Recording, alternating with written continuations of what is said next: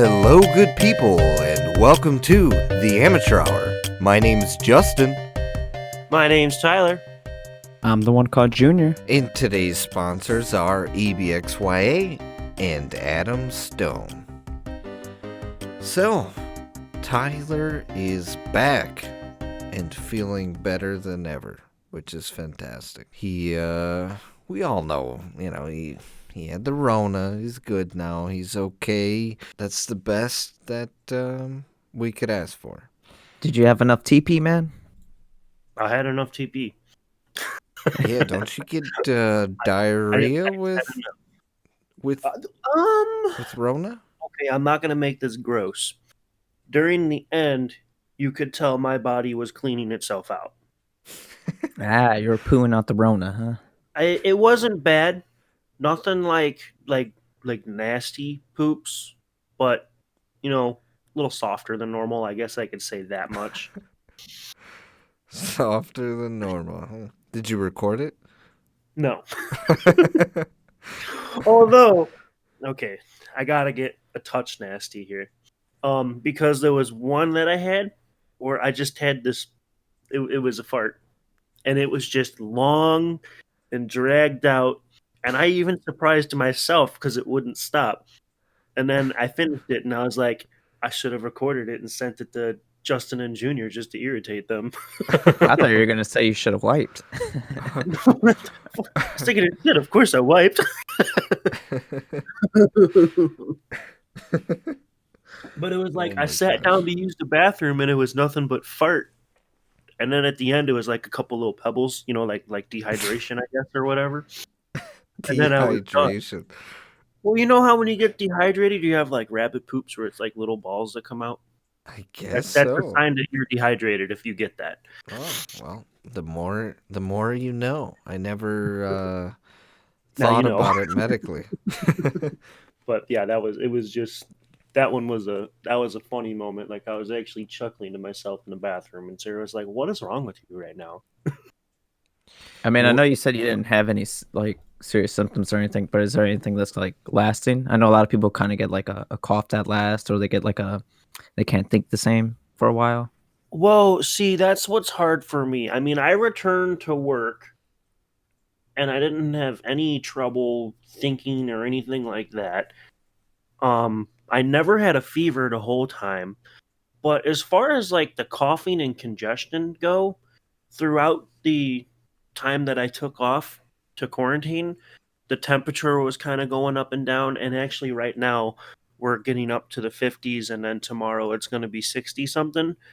My allergies are already freaking out. So I can't say if it's just my normal shit or if it's COVID causing it. It's hard to say because I'm like that anyway. Yeah, allergies out here are bad. I get terrible allergies. I would say I feel normal. I mean, when I had COVID, it's hard to explain. I felt a little different, but I never felt sick. And I maybe had like some awkward feelingness or something like that for maybe 2 or 3 days tops, and then it was just back to normal. In that time, right, you had to quarantine. You had to sit there. What was Tyler's life like? I mean, did you try and like learn anything new? Like, what happened when you were under quarantine? During that time, me and my cousin were developing the Minecraft server.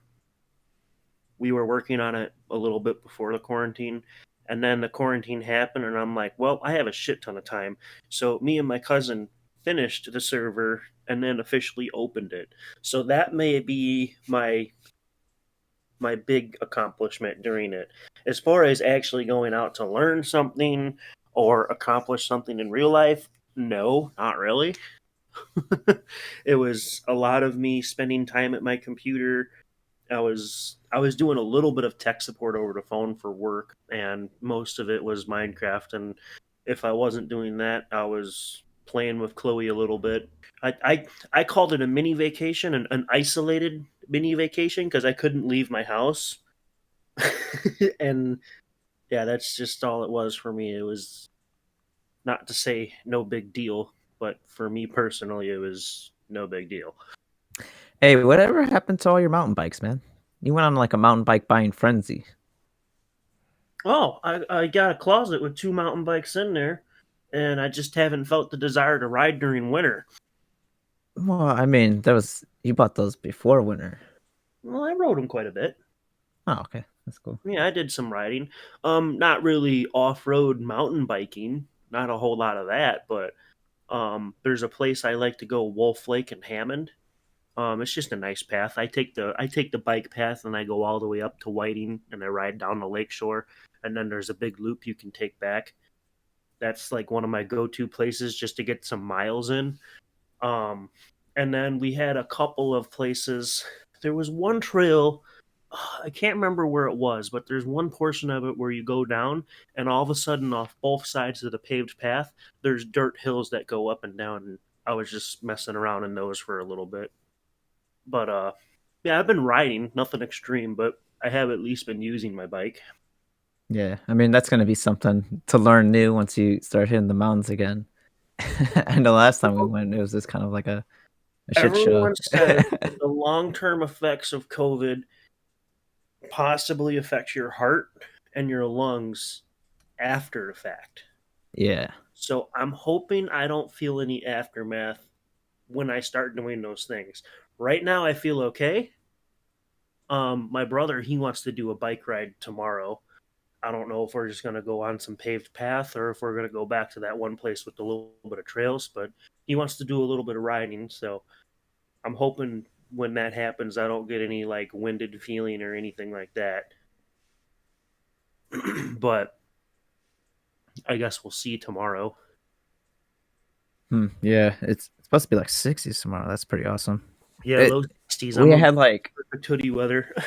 we had like an Arctic winter for like 2 weeks, and then it was just like, all right, guys, see you later. Oh, I did play with the RC car that I was showing you guys a little bit before. I did a couple of extra things with that, finishing touches. I got it all completely working. How's your online sales business going? Don't you sell them online? Um, well, my dad has an eBay store, and we basically all have a part in that.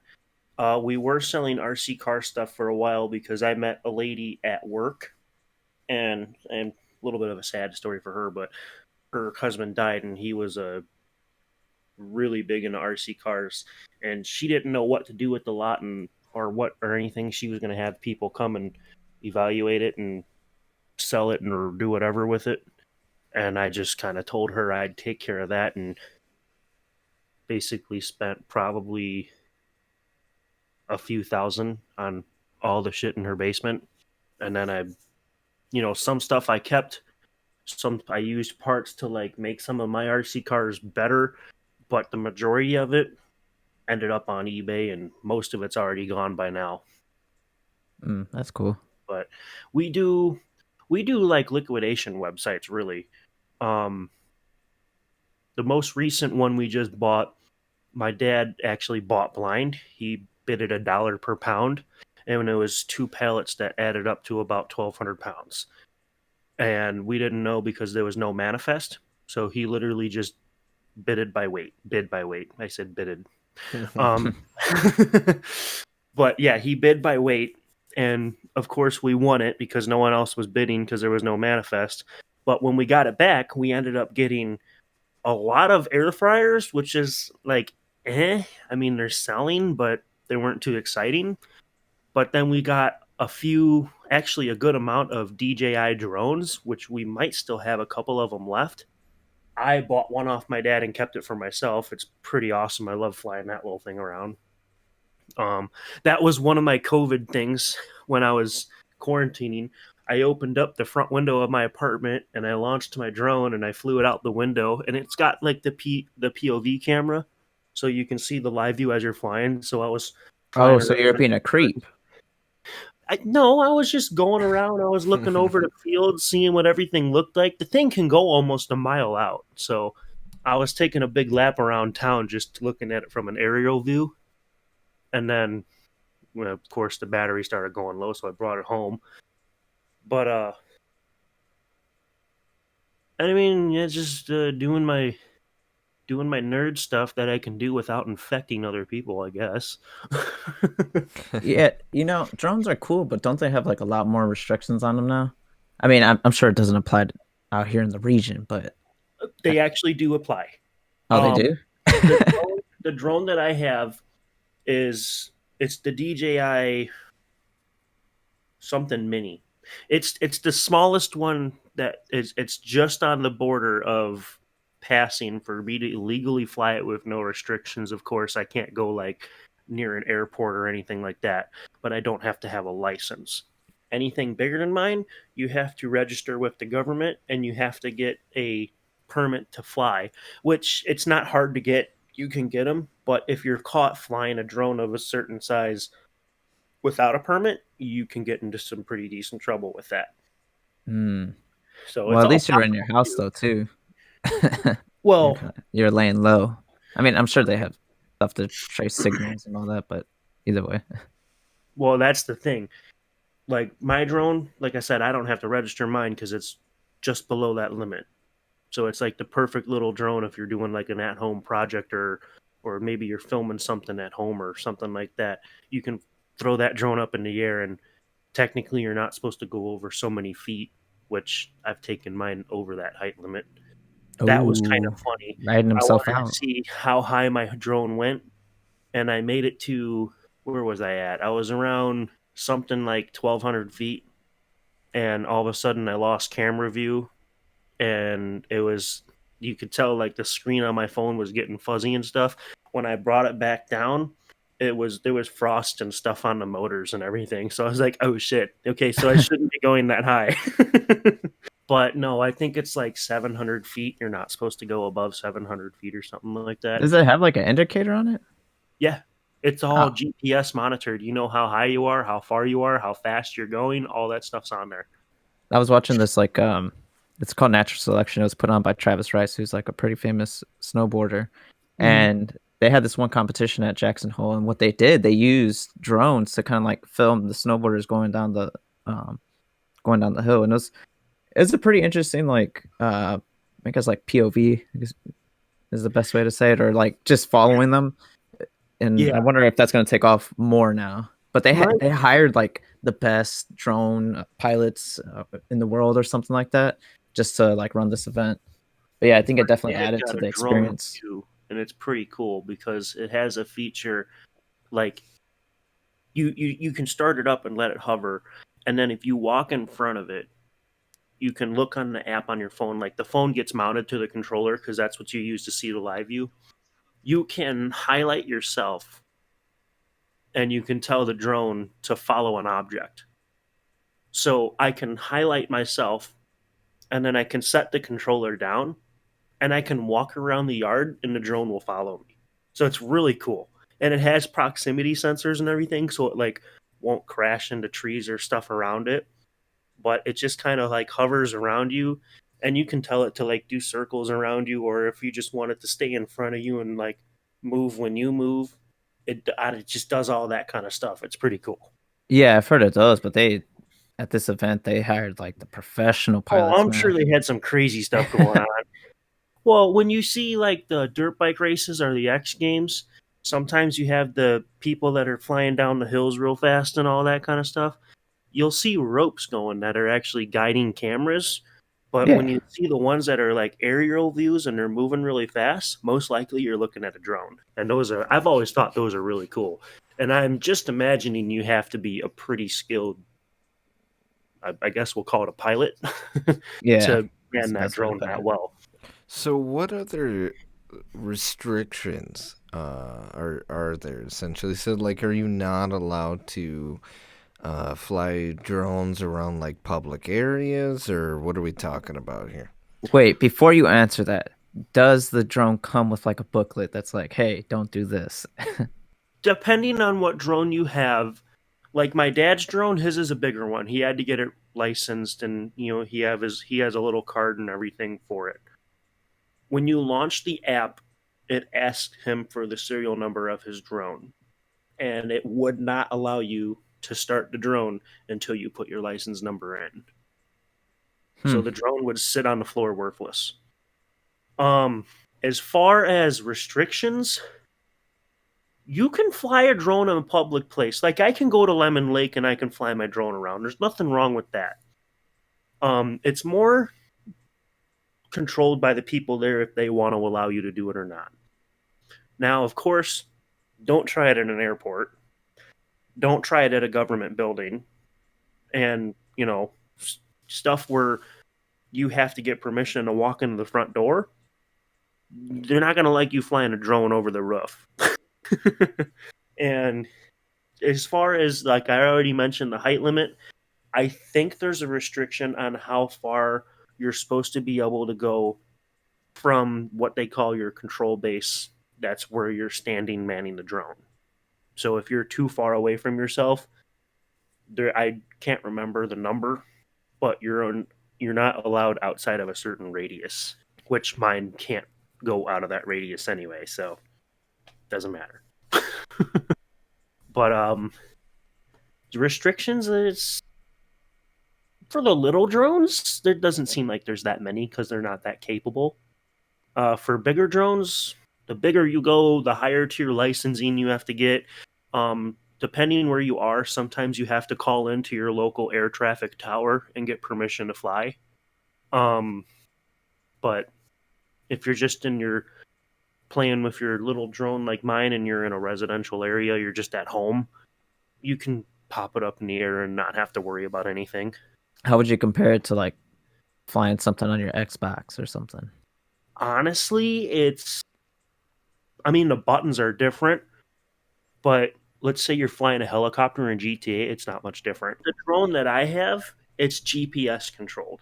It knows how high it is, it knows where it is, it knows how to balance itself. Basically, you push the joystick and it starts moving in that direction. There are drones out there that most drones have some type of a balance system in them to keep them upright, but there are drones out there that you actually, like, if you mess up the way you push the joystick, it's just going to fly and lose control. Or like mine compared to my dad's. My dad has proximity sensors and everything. He can fly at full speed straight for a house and it'll stop before it hits the house. Mine, it's just going to crash. Like I have to pull the brakes myself because it doesn't have proximity sensors, but it has all the leveling control and GPS control. So it doesn't know how to not crash, where the more expensive ones, they know how to not crash.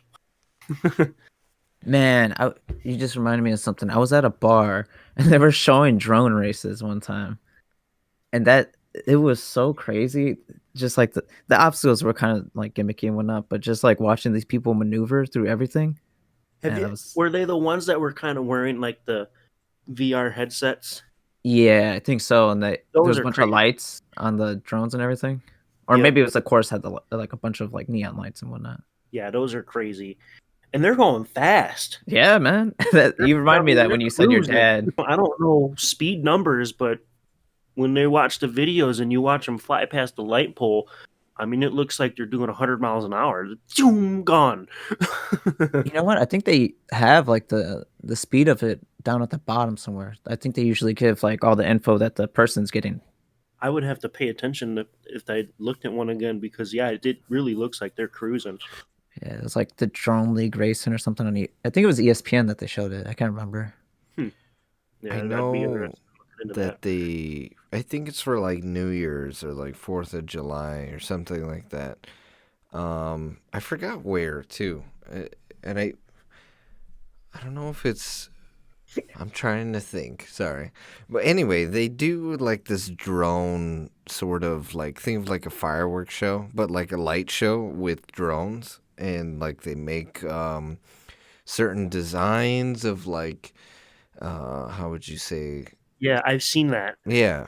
Um, Have you? the drones are crazy looking. The specific video that I seen, the drones are like little towers. They're a tower that's maybe 2 or 3 feet tall, but then it's like maybe a foot square, and it just has a bunch of like LED lights inside of it. They go straight up into the air, but they turn the lights on and off and they move the drones up and down, but there's a huge grid of them out there. There's like 100 or 200, a bunch of them out in the air, and they all bounce up and down and turn their lights on and off, and you can play a motion picture scene up in the air if you got a complicated enough setup. It's super cool.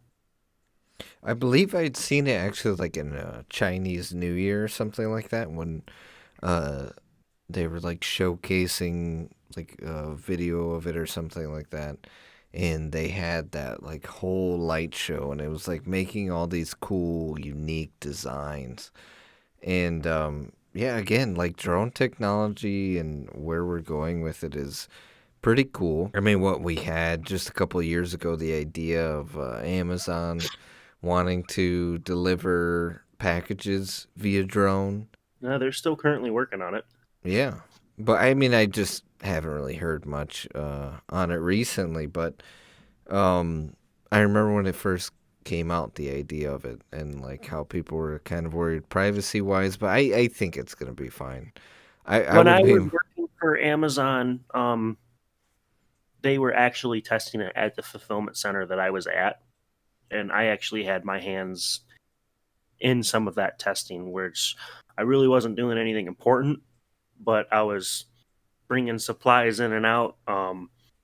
I actually got to see a couple of the drones because some of them would uh, come into the building and they'd nick like the doorway or something like that where they're coming in, and so I'd have to go pick them up, and I replaced blades on a few of them and did stuff like that. There was one time when I got to see the control room and all the servers running them because I had to pull out a dead server and have it replaced and do all that kind of stuff.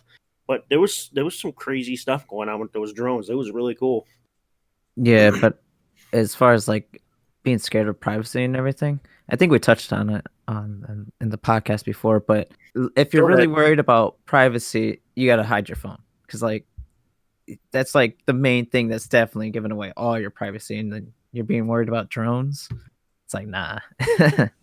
There's a lot of gray area.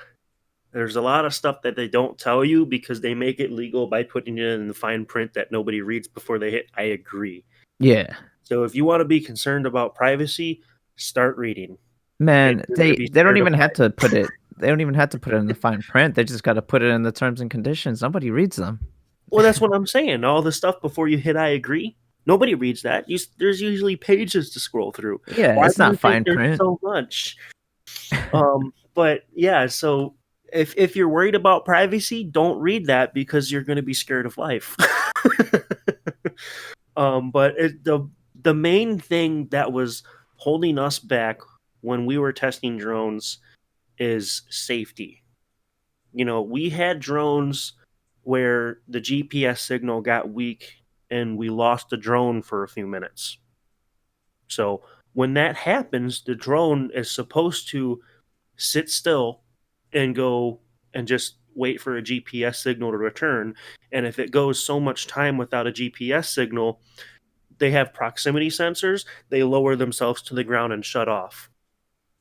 And then we have a tracking system that we can go pick them up with. What stops them So from just like going down to the middle of a road? there's AI control, there's proximity sensors, there's cameras and stuff. So like it can recognize a person that's standing there or it can recognize a car, and Mm. then like proximity sensors, it knows how far away from something it is. So when it loses the GPS signal, now it doesn't know what its chords are, so it doesn't know where it is. So then it switches to 100% AI control and it lowers itself to the ground and it looks for the biggest flat area that it can find that's within so many feet, and it goes there and shuts down. But so that was a safety concern that they were having because at the time it was going good with testing, but there was GPS problems in some areas where they had to lower down, and there's a lot of people that are saying, well, what if this drone is coming down? Is it going to hit someone in the head? Is it going to do anything like that? Because I don't know if you've ever seen the blades on a drone, especially the bigger drones, they can hack a finger right off. I mean, they're spinning at thousands of RPMs and they're pretty sharp. So they're not fun to get your. My little one isn't fun to get my finger in. And my little one is about the size of a rotor on the big one. So you can imagine that. But other concerns were It was mostly safety stuff that's in the way right now. How fast they're going through the air, different air traffic. Are they going to interfere with different air traffic? When they're coming and going, when they're landing at your house to drop off a package, people are going to be like, well, what if my kids are playing in the yard? Is something going to happen to a kid? Is the drone going to lose path, or is it going to drop a package from high up in the air? Kind of stuff like that they have to make sure is like perfect before they can release drones to do packages. You would So, have to think too of weather conditions and mhm. is my package gonna like get blown away in the wind? Like, like it's gonna be Well, I'm delivering and sure. then go ahead. There is drones out there that can fly in pretty extreme conditions, but it's for Amazon. If there was too much wind or it was raining, we just didn't release the drone. And It would then have to be delivered by what ground. about family pets, right? Like you have the family cat or the family dog that's gonna attack the drone. Like, can you imagine? Well, if Uh, that happened, you'd probably get a pretty hefty fine from Amazon because I'm sure there's something in the testing that says, "Hey, if you want to help us out with drone testing, your animals or pets or whatever have to be put yeah, away." but like my thing is like without testing, I don't think you could hold everyone liable for what their dog does or does not do. Like the especially if and like let's say the animal's just out in the front of the yard and you didn't know that the package was going to be dropped off at the specific time and then the dog attacks the drone and let's say breaks the drone, then Amazon's just out of luck. Like, what are you gonna do? Sue the people? Like, Well, essentially, But that's so something that's how the drones worked for delivering a package is we would mail you a mat, and you're supposed to take this mat and unroll it and put it in your yard. And there's a whole booklet of instructions. You have to measure to where it has so much clearance. You know, the mat is like a 3 foot by 3 foot mat, but you had to have nothing within a 15-foot radius. So off of every corner of the mat, you had to measure out 15 feet to make sure there was nothing there, or the drone wouldn't even land. Um, and on top of that, it talked about not having your pets present, not allowing your kids to play outside during a landing time zone, and a bunch of other stipulations on what you can't have happen during a landing. And it would go through the app on your Amazon phone. So you would say, okay, I want this item, it'd be small stuff like a phone case or something like that. And on the mat is a QR code and then a bunch of random lines that the proximity sensors for the drone read to know how close it is to it. So you would order your item and it would tell you what date it was going to be there, and then on that date you would receive a drop time, and that would be when the drone is going to come drop it in your yard. You would have to confirm, and it would be within 5 minutes. So man, you about to get us a cease and desist. that's so when it's all public information. So if you couldn't confirm the time, and if let's say the drone is within so many miles of your house, it gives you a message on your phone. If you can't confirm that the drone is clear to land, it takes the package back. So there was a lot that they did to try to get around harming an animal or a person. There was a lot to do with that. So it was actually really strict, and you actually had to do a lot to get your package delivered by drone. It wasn't technically the easiest thing in the world. You had to Yeah. be there and alert. I'm sure it's gonna be one of those like, here's all the terms and conditions that you have to agree to get drone deliveries, and Yeah, then no one's gonna read it and be like, oh, all right. yeah. yeah. See, that's my point, and I think too. Then in that case, like if I have to make sure, for example, I need a 3 foot, 3 foot, 3 foot mat. Like, let's say it's 3 foot, 3 foot, 3 foot mat. I need a 3 foot, 3 foot, 3 foot mat. Like, if I have to make sure, for example, I need a 3-foot mat and all this bull crap. Like, then I don't want to do drone delivery. Like, what's so interesting about it? Then, if I have Well, all this is these all in the rules and testing stipulations. phase. This is all in the testing phase. They have to see what works. The end goal is a drone is supposed to just fly out, and depending on what kind of package it is, they actually mention, depending on what the package is, the drone can hover about 25 feet in the air and just drop the package. So let's say it's a phone case.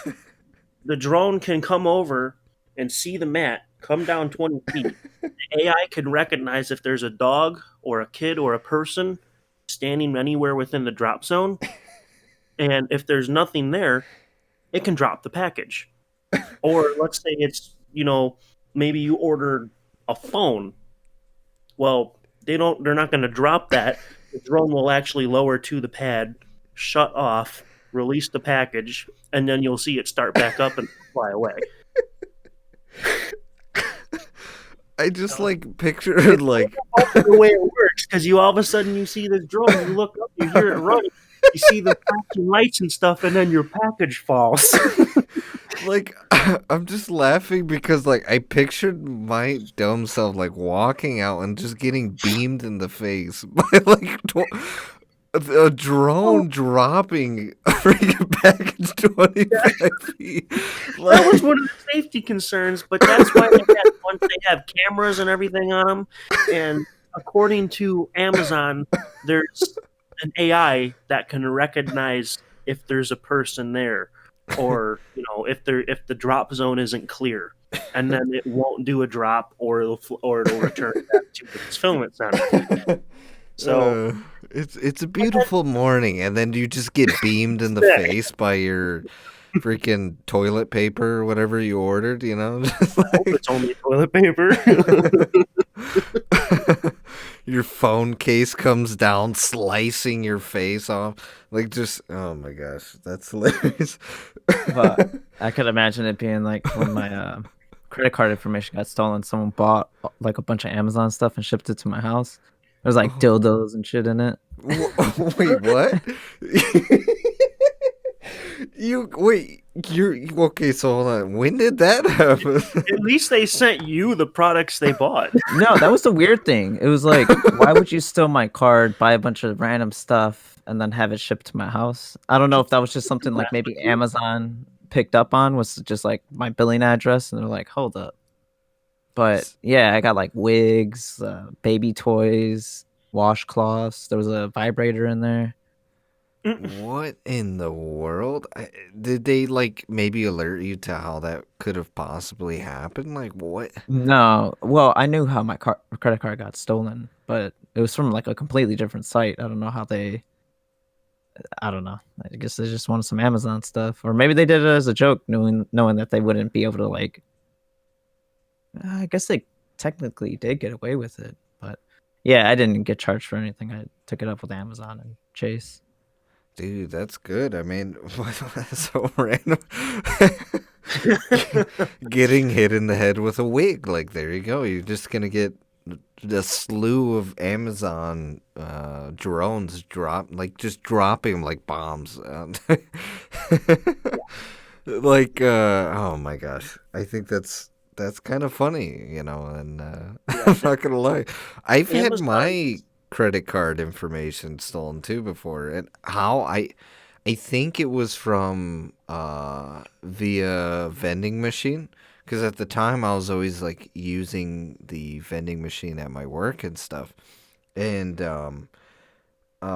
anyway, my information was stolen, and it had turned out like someone was trying to buy like these bras out in like Chicago. And I was like, what? They're like, yeah, are you trying to make these purchases? We're just calling to confirm whatever. I was like, yeah, no, that's not me. And because Sentier picked up on like odd purchasing behavior, and like that was one of those things that they were like, I don't think he's out there buying bras in Chicago while he simultaneously made this purchase in Indiana. So they You had. think that was like a low key diss? And you're right? like, man, this guy ain't getting none. This guy's been single for over a couple of months. What is this guy? My bank will do that to me all the time, but not someone else purchasing something. I'll swipe my card.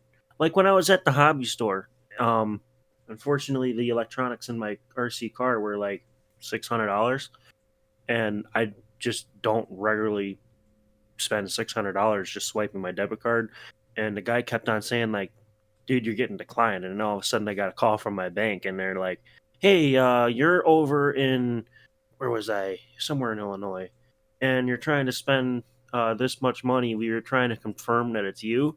And then I was like, "Oh yeah, that's me. I'm at blah blah blah and buying some RC car parts." And then they're like, "Oh, okay, we'll let the payment go through."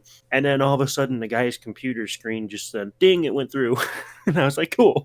Yeah, when you make large purchases on cards, you gotta call and like authorize them first, or at least give like your bank a heads up. Mhm. I kind of got put in a bad situation when I went to buy my Mac. I forgot how it all went down, but eventually I was just like, "Here, just throw it on my credit card," and then it was like, "Oh crap! I forgot to call and like get it all set up." So then, Always increase the limit. The amount of times I would have when I worked as a bank teller, people call and the bank I worked for was kind of stupid because you actually had to come in and sign something to increase your limit. But yeah, well, like it's not about like the credit card limit that was a thing. It was the fact that you have a limit on how much you could spend yeah, in a day. the daily limit. Yeah, that's what I Oh, mean. okay. Yeah, I mean, I come have on, no you're talking limit. to a bank teller. Come on. Well, not anymore, but I used to for like about a year. But yeah, so we would get that, and then but we would get a lot of like people like getting annoyed when they're trying to make even larger purchases, like because even so, legally, I believe something like you were only still limited a certain amount for a limit. How would you say for increasing it like a day? Um, and that was like a whole nother thing, like trying to explain that to people, like they would get like super upset and act like it was my fault wanting to speak to my manager, and it was a whole thing. Well, I yeah, because you're telling them that you can't spend your own money. Yeah, and it was just like, and I mean, it's also right to protect them from fraud and stuff. But even though me knowing it's them, I was just like, yeah, I know it's a rough rule, like, but don't shoot the messenger. It felt so bad. But yeah, no, like as in credit card thievery, I've only been a subject. Actually, it happened to me twice. I'm not gonna lie, it happened twice. Yeah, it's happened to Never me a had my couple info times too. stolen. I've never had it happen. Just jinxed myself, but Right.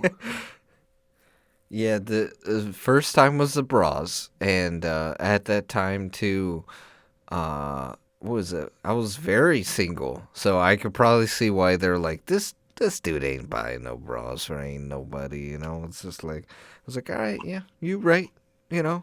Thanks for reminding me. And then the second time around, I'm not quite sure what exactly happened, but I remember I just got an alert and I was just like, yeah, that's not me. And they just canceled my card for me, and I had to go to the bank, get a new one. It's a whole thing. But with that said, I think we're at time for break.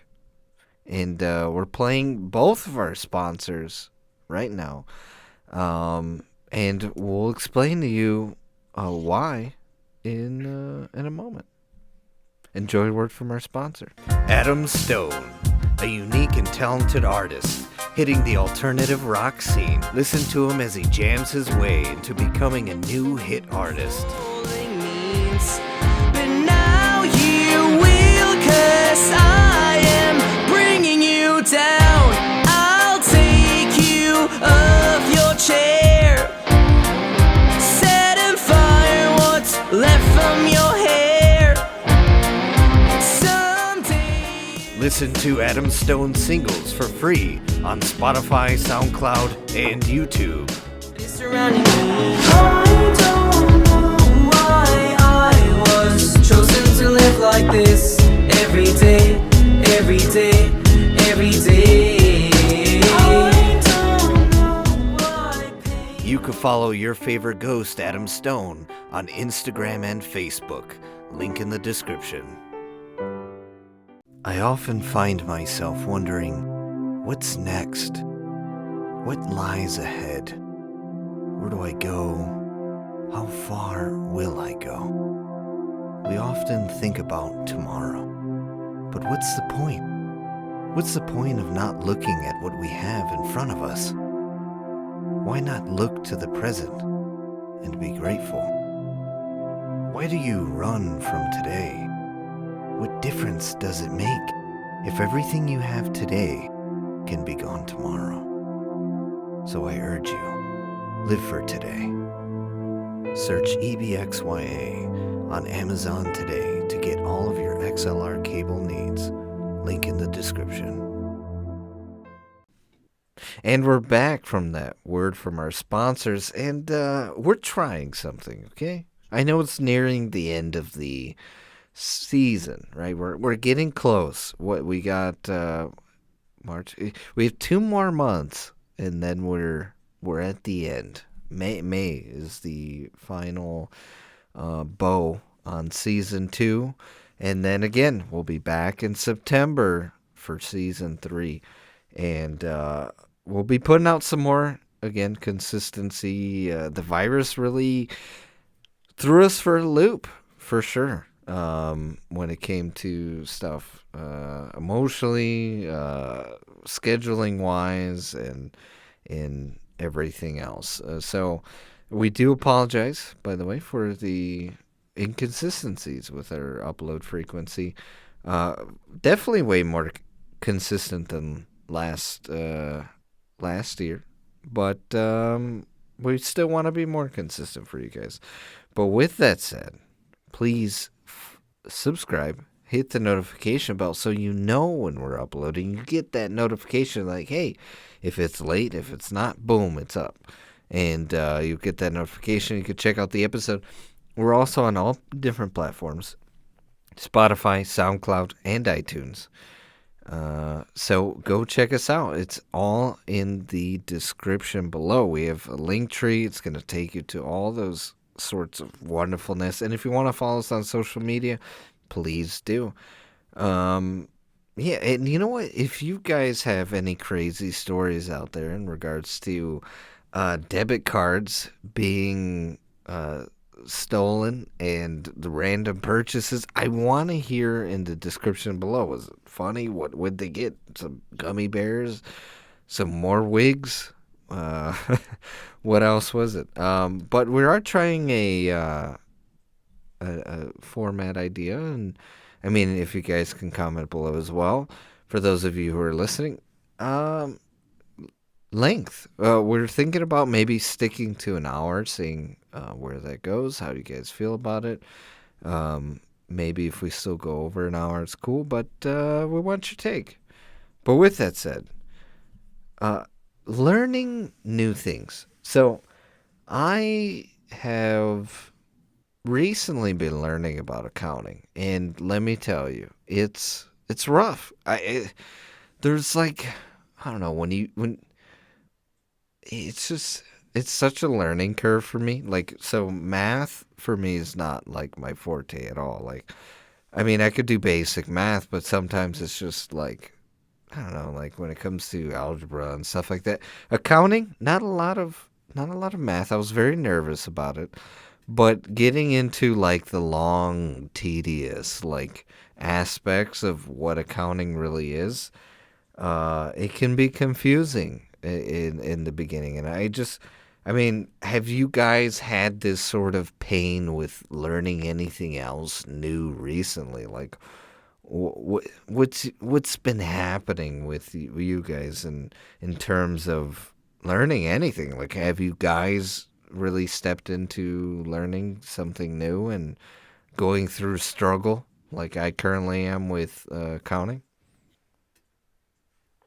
Yeah, I'd say so. I mean, definitely been trying to occupy my time with different things during the Rona. We'll see what are some things I bounced around with. Spanish, I tried to take up, didn't stick too well with me. Let's see, learning guitar. That's been sticking a lot more. Bought a Telecaster. That's pretty sweet. Let's see what else. Learning to invest. That's another one. That's a big one. And the one thing they all have in common is just like you get in, you don't know anything, so you kind of panic. You're like, I don't know what I'm doing. And then say guitar, for example, you kind of like mess up something, not mess up, but like chord wise or playing something wise, you kind of mess up and you're like, oh man, this is so hard. I'm never going to be able to do this. And it's just that thing, that mentality of just like, oh, I'm never going to be able to do this. That's, I feel like the hardest thing to get over when you're learning something new. Yeah, the hurdle essentially, right? Like you reaching that point where can you do it, can you not? Yeah. Because And I mean, it's, go ahead. well, it's definitely like a physical and a mental thing. You have to say guitar, you have to get your hand strength up. You have to get your fingers nimble enough to do what it has to, and then mentally you have to be able to get past that and be like, I'm still a beginner. I'm a novice. It's gonna take me a minute.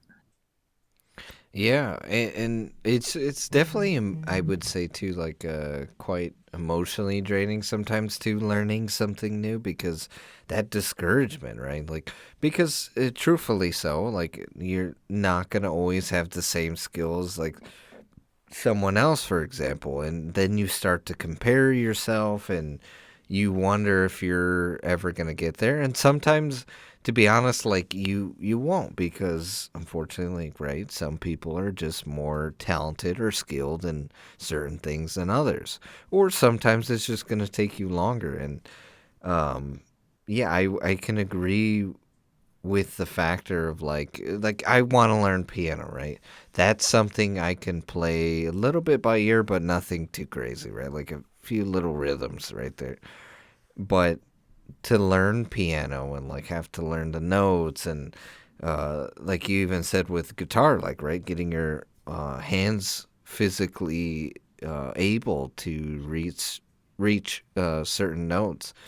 That's how it is for learning piano, right? Like you got to get your fingers able to reach other notes. For me, one thing that I run into with piano is like I can control and understand what I'm doing like well with my right hand, but like when it's doing another thing simultaneously with my left, like my brain goes awry. Like I can only focus on like one hand at a time, and it's for me it's like it's kind of embarrassing, right? Like because I can't multitask and in that regard physically, like because I mean I can multitask with other things. Like I once, and this is gonna sound crazy, but like I once listened to a lecture and was playing a video game at the same time. Now, do you think like I learned the lecture? Yeah, I actually did. I picked up on the lecture and I was able to carry a lot of conversation out and actually talk with my professor about a lot of what I learned. So I can multitask with that, but right? But like when it comes to multitasking with like my hand coordination, it's all over the place. But I think it's because I haven't done that much. Besides, like what you think typing is essentially the only other time when you're kind of doing that, right? But you're not thinking of like two different notes. You're just thinking of like different lettering. So yeah, I mean, the pain of learning something new is definitely it's there, and it's tough. I don't know what to say else about it. Like it's something that I kind of wish wasn't there. Like when it comes to Spanish, right? I wish that I could just pick up on it, right? Like boom, it's innate in me. Like I know I could speak Spanish. Like I mean, I remember at the time I think we even like I had mentioned to you that I was trying to learn given the factor that I'm home all the time. I remember I was talking to one of my friends, Denise, and I had called her and we had like this whole conversation where I was like, yeah, I want to learn Spanish, whatever. And she's fluent in Spanish, and I was like, maybe you can teach me or like help me learn stuff.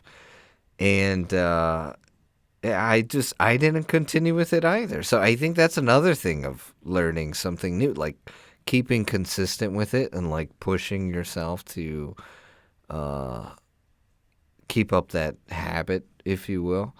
And I don't know. I for Spanish, like I haven't been in the 100% mood, right? Like it's weird. Like I feel like you have to be in a mood and in a want to learn because Yeah. it's kind of rough, otherwise. Well, it's easy to forget why you're doing that. You know what I mean? Like maybe it's like, oh, I really want to be able to talk to family, and then eventually that leaves, and then you're just left with, man, why am I doing this? It's hard. It's boring. So it's just always trying to remember the motivation, really. Yeah, for me, it's like I get most discouraged because like I want to do it already. Like I just like, just Yeah. no. I'm like, come on, like, cause you see other people, like, for example, for piano, I have family that's very like they just can play by ear. And it's just innate in them to be able to play other instruments. Like my brother, for example, he can play drums fairly well. And it's innate in him to just play drums. I get on drums, I get like one beat in my brain, and that's all I can do. Like I can't do anything else. Like I can't go based off of a song or something, which actually has me realizing like I'm really bad with like things that have to do with timing. Like a Guitar Hero, for example, like you have to press, and a lot of it is just timing. I'm horrible at it. Like I don't know why I'm so bad, and I don't know if you guys are the same way or possibly even better. Well, it sounds like you either don't have rhythm or you're looking too much into the visuals. Maybe I don't know. I maybe it's rhythm, maybe it's visuals. For me, I just don't know. Like I'm trying to think of something else. Like even in video games, sometimes when they're have like I don't know, like something when you just have to time it out and like platformers, for example, right? Like having to jump to another platform, but you have to understand the pattern that's going through. Like I could understand the pattern, but then I'm like, okay, I jump always at the wrong time, or I can't get so it's like I can't get that sort of, I guess, the rhythm of it, right? Yeah, that's what it almost sounds like. I don't know, Tyler. Has there been something for you that has been rough to learn, and if so, like what part of that essentially was tough for you, actually? I would say most recently, which I guess is not too recent because it was at the beginning of the pandemic. But at work, I was doing installs, like installing new security systems and stuff like that. Well, you work with the same equipment over and over again. You install the latest panel and they all program the same. But then we were having people going on furlough and stuff, and they couldn't keep up with everything on there. So I was promoted to be an advanced tech, and the next day I came into work, all I seen on my page was service calls, and I called my manager. I'm like, so how do I handle all this? Like I didn't even know it was happening, and then he was like, oh yeah, so I'm gonna need you to try service because we have too many service calls and no one to do it. So I said, okay. Well, in the beginning, it was you'd do a couple of like newer panels where they just had a bad sensor, and I was like, okay, cool, I can replace a bad sensor. That's no big deal. And then I find myself working on panels that were installed before I was even born, and they're still working, and we still monitor them and everything. And then you're like, all right, we got to learn that stuff now. This panel's 30 years old and installed by NIPSCO, and you're looking at this panel like, so was this installed when your house was running off DC power? Because I didn't know what that was either. And so you had to learn the programming for those panels. You had to learn how all the different parts worked, and some of them were actually relay panels. So like everything now runs off a microchip, and it runs a certain amount of code. Well, a relay panel has this many clicks, and that gives you this output, and then this many clicks gives you a different output, and you had to figure out how that worked. Well, that was there's the tech support's decent, but sometimes you called and they're like, well, that's not our panel, that's a NIPSCO panel. We don't know how to program that panel. So then you're searching through Google trying to find some kind of programming sheet to see if you could figure anything out. And yeah, that was probably one of the tougher ones because it was literally I had to teach myself and somehow get my day at work finished. So that was one of the more complicated learning curves, and there was definitely some growing pain with that.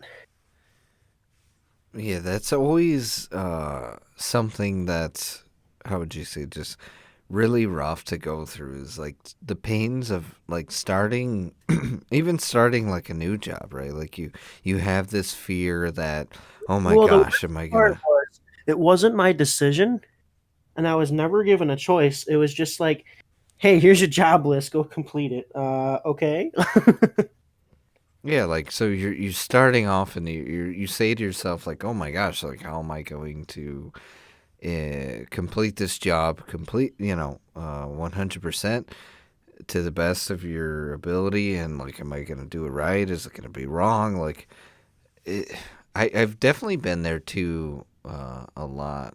And one thing that I hate most too is when jobs throw you into something, right? And granted, I do believe in the idea that you learn best like on the job as opposed to reading about it. But I think like at least being shown something helps. And like when a job throws you into something and they're like, all right, well, go figure it out. Like I remember I working retail, it's a lot like that where they just, hey, do you know this answer? No. And they're like, all right, well, go talk to the customer about it. I was like, wait, no, no, no. And then you're forced to figure out like a location of an item or a policy based off of or returns or something like that. And they just kind of like thrust you in there, like, just go ahead and like finish it. That fear is, I think that's probably another big part of learning something new is like the fear of actually putting putting it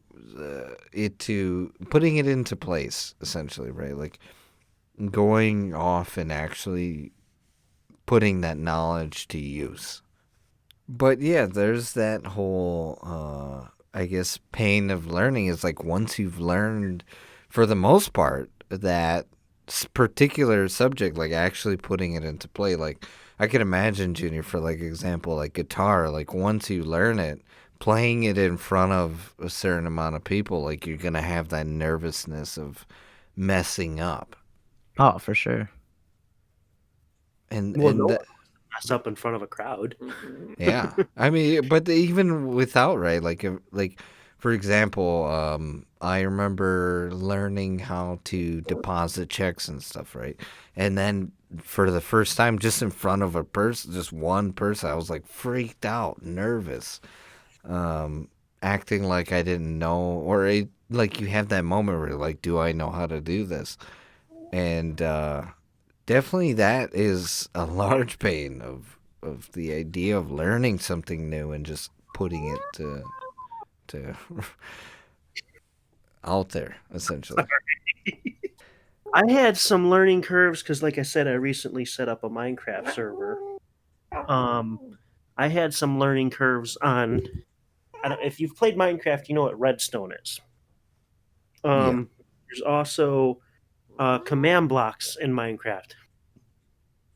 Well, we're doing a server on Minecraft Realms, which you can't use mods or plugins.